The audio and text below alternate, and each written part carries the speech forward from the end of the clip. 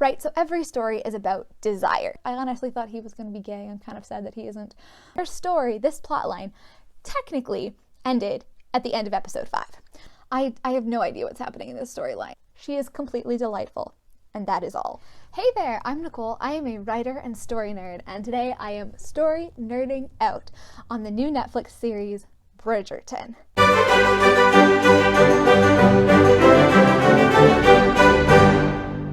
So this is going to be an in-depth review, but also a breakdown of the story and where I thought it worked as a historical fiction writer and where I thought it didn't. Now, I did not read the book, so I'm coming into this completely blind. Now, Bridgerton is basically Pride and Prejudice meets Gossip Girl with a handful of like 50 Shades of Grey thrown in there for a few episodes. We have a ton of plot lines happening, so I'm going to talk through each one kind of individually and break down the different story threads that we're dealing with. Just a quick note here, this is going to be very spoilery. Completely spoilery. So if you haven't watched it, go watch it and then come on back. The first plotline is Daphne looking for a husband, which quickly morphs into Daphne and Simon, who is the Duke of Hastings. Our second plotline is about Marina and the Featheringtons. So Marina and her baby, Penelope and Colin, is all sort of one plotline. Then we have Eloise. As the third plot line, she's wanting to be independent and then she's searching for Lady Whistledown. Our fourth plot line is about Benedict and who the hell knows what he's doing. Then we have a fifth plot line of Anthony, who is in love with the opera singer Sienna. And then we have a sixth plot line that kind of comes in towards the end that's about like a financial stuff with Will the Boxer and Mr. Duke Featherington, not a Duke, whatever he is. Yeah, I'm not going to talk too much about that one, but those are our 6 major plot lines. All of the characters kind of have agendas and things going on, but those are the main plots that our time is devoted to. So let's talk about it. The Daphne plot line. This is really divided into 2 storylines. One goes from episode 1 to 5, and the other goes from episode 6 to 8. So the first storyline is super well done. So a challenge with every single historical fiction is conveying the stakes in the story to a modern audience, because the stakes obviously of like a woman marrying today are very different than the stakes of a woman marrying back in 1813 when this is set. So the good news is the audience likely understands the importance of women marrying in 1813 and what it means in terms of station, marrying well, much less for love. But I felt what was kind of missing in terms of the stakes was why it was so important for Daphne to marry in her first season. It's obvious that debutantes can have more than one season, so I was a little unsure of why there was so much rush and haste over it. I don't think that was made super clear. I think it might have had something to do with the Queen's like compliment of her, but I'm not sure. So it might have been helpful for them to put in a brief moment with like a third season debutante. She could wander over to Daphne and give some sort of like snide remark, or they could have discussed the reason why it was so important she married this season in just like a few lines. And I feel like that in the first episode would have been really helpful to conveying the sense of urgency. Another challenge with historical fiction is conveying character motivations when there are such differences in like attitudes and standards and society.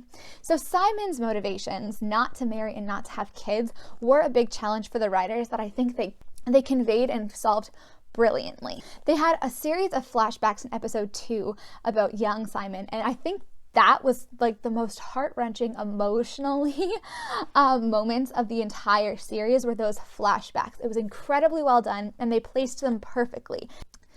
Now, we come to the problem, and the biggest challenge the writers had to face was that their story, this plotline, technically ended at the end of episode 5. Right, so every story is about desire, and Daphne's desire was she wanted to marry, and she wanted to marry for love. At the end of episode 5, when they're in the inn and they realize that not only are they married, but they actually love each other, she has what she wants. Perfect.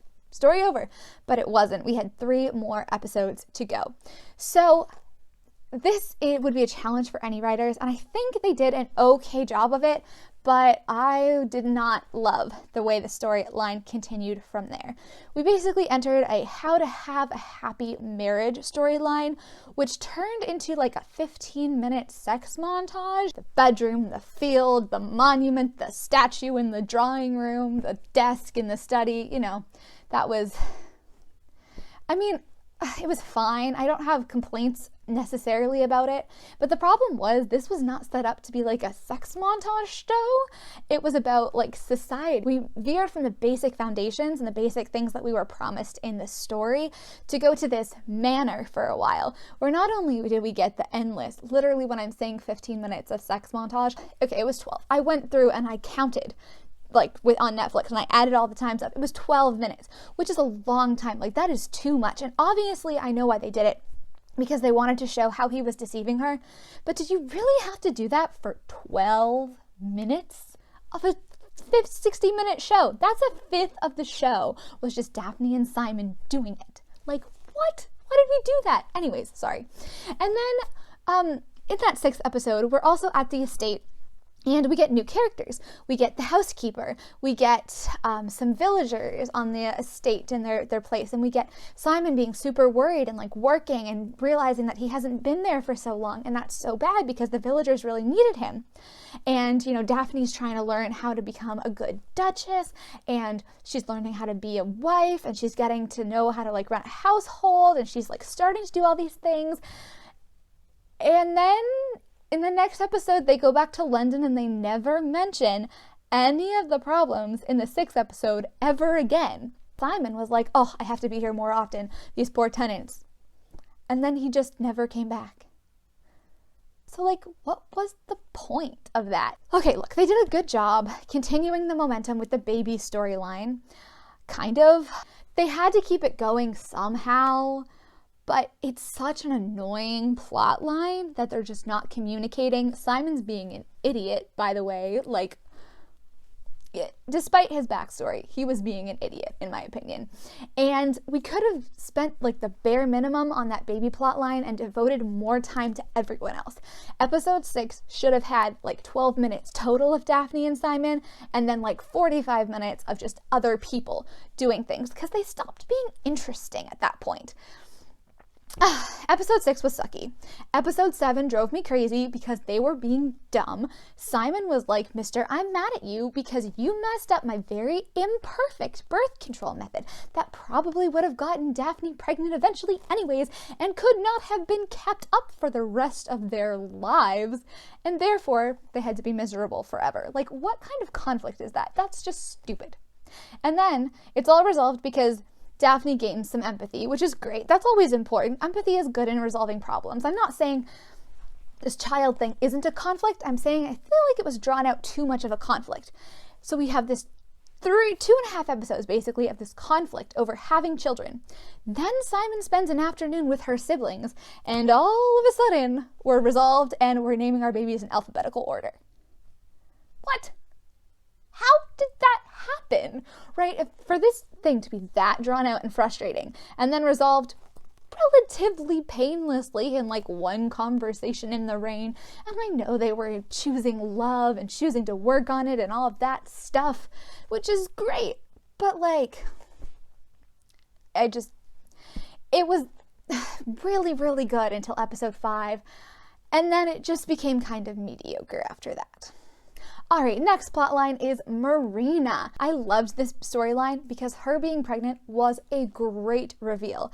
And unlike the Daphne Simon storyline where it was kind of like, so why does she have to get married in the next 2 months? The urgency with Marina was super duper clear. She has to get married before she starts showing. I really also enjoyed the conflict between Penelope and Marina and Colin. I thought that was very well done. I loved Penelope's conflict and how upset she was. I loved Colin's indifference and how he was infatuated with Marina and Marina liked someone else. I thought it was good. Emotions, interesting, complex characters. I love it. Marina is an excellent character. I wish we learned more about her backstory. I'm still a bit confused by her class. Now, those are the good things.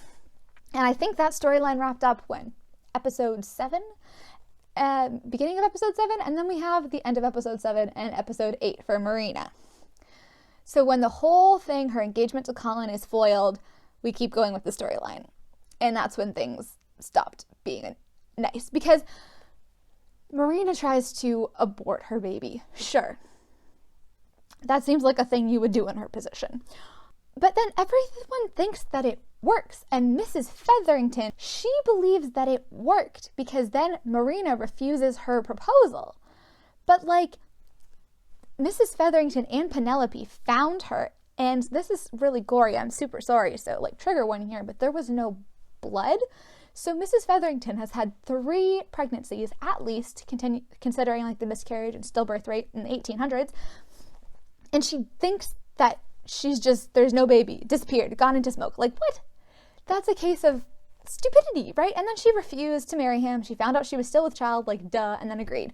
We really could have had a more clever obstacle to that marriage where she was like, then I know, I'll still find someone, like, I could do XYZ instead, I could become a dressmaker, I don't know, and then refuse him and then have something else happen other than her realizing that she's pregnant, which she knew. We had that realization already, and nobody was surprised when she was still, because that's not how bodies work.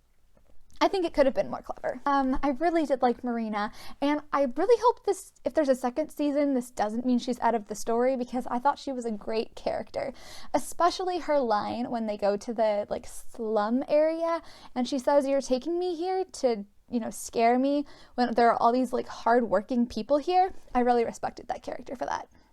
And next we have the Eloise storyline. Eloise is my favorite character. She is the best. Not only is she funny, but she has the most compelling problem. She doesn't want to be a debutante. And I wish we saw more of this. Like, hers is a non-romantic storyline. She's involved in a lot of other plot lines. She has her kind of own ambitions that don't really come to the forefront. They don't really turn into a plot line. But then she wants to find Lady Whistledown.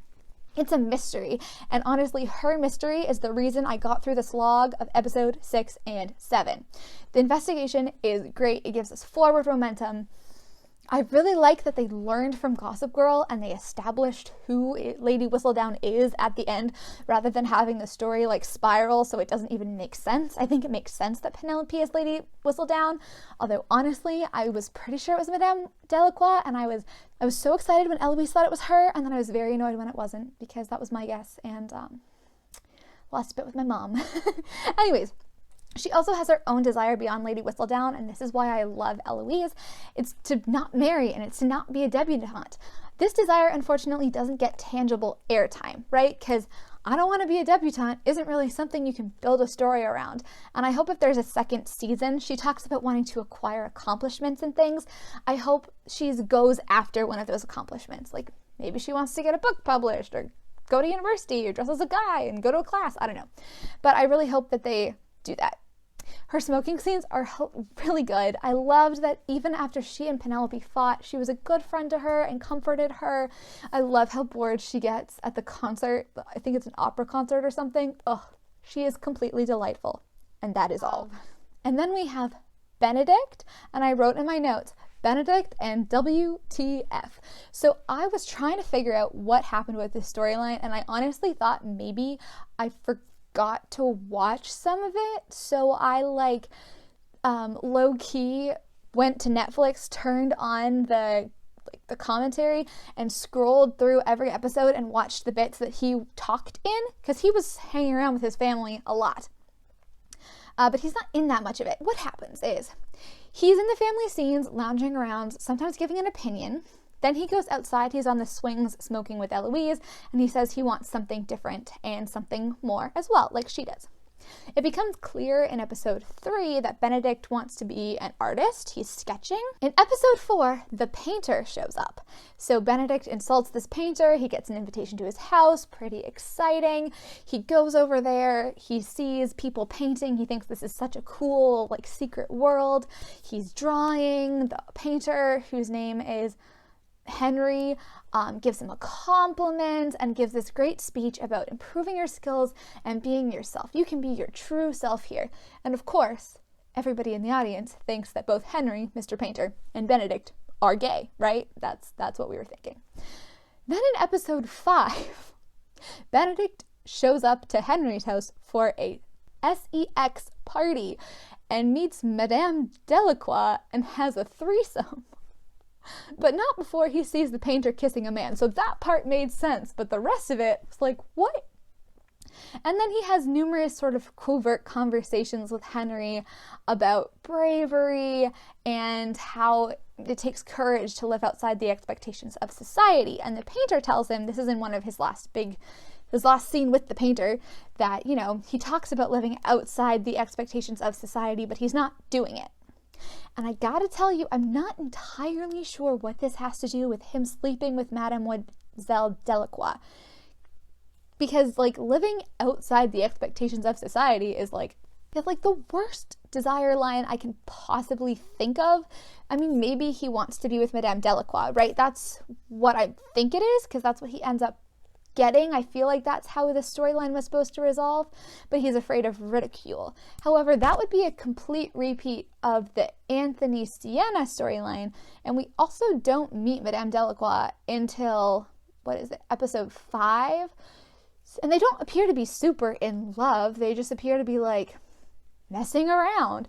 And I guess if you want to mess around, that's a great goal, too, but I have no idea what's happening in this storyline. Did he get what he wanted by sleeping with Madame Delacroix, or does he want something else? I thought we were going to get more about the art. I honestly thought he was going to be gay. I'm kind of sad that he isn't. Like, I don't understand what he wanted, and I don't understand if he got it or not. So I think that that's the biggest weak point in this entire show, is, like, what was happening with Benedict. Maybe it'll be resolved in the second season. Maybe there's, like, special features or a deleted scene or something that would make it kind of make sense. All right. The last storyline I want to talk about is Anthony and Sienna. I loved this storyline. I loved how they showed women of different classes and, like, how they were making a living. So obviously, being an opera singer in 1813 is not very reputable, but Sienna is a super smart, strong girl. I love that she turned down Anthony in the end. Anthony was really grumpy anyways. I didn't like him very much. I thought the story was overall structured well, and although they were, like, together, not together, together, not together, it didn't feel repetitive. I think this is really good because there was true conflict here for both of them, and it was almost heart-wrenching. Like, it was clear that they were very much in love, very much attracted, but Anthony had to fulfill his duty, and Sienna needed to secure her place and try to give herself safety, and it was like a little Romeo and Juliet moment, you know? Other side of the tracks, can't do anything, and that is what the Benedict Mademoiselle Delacroix storyline, if that's even what that storyline was missing, was, like, real conflict. The last one, of course, is the financial one, and I'm not entirely sure I understand why they poisoned Mr. Featherington. If you know, let me know below, please. I would like to know. So, the worst moment of this, I think, was when Daphne and Simon almost do it on the stairs, and then Duke stops it, and he's like, no, stop. We can't. We must be miserable for the rest of our lives. I hate it when our only conflict is people being silly. But the best moment was every single scene with Eloise, but also the duel. I thought the duel was great. I loved the whole build up to it, and how Anthony went to Sienna to say goodbye, and everyone, and Will agreed to be Simon's second, and I loved how Daphne rushed in to save the day on her horse. I thought it was great.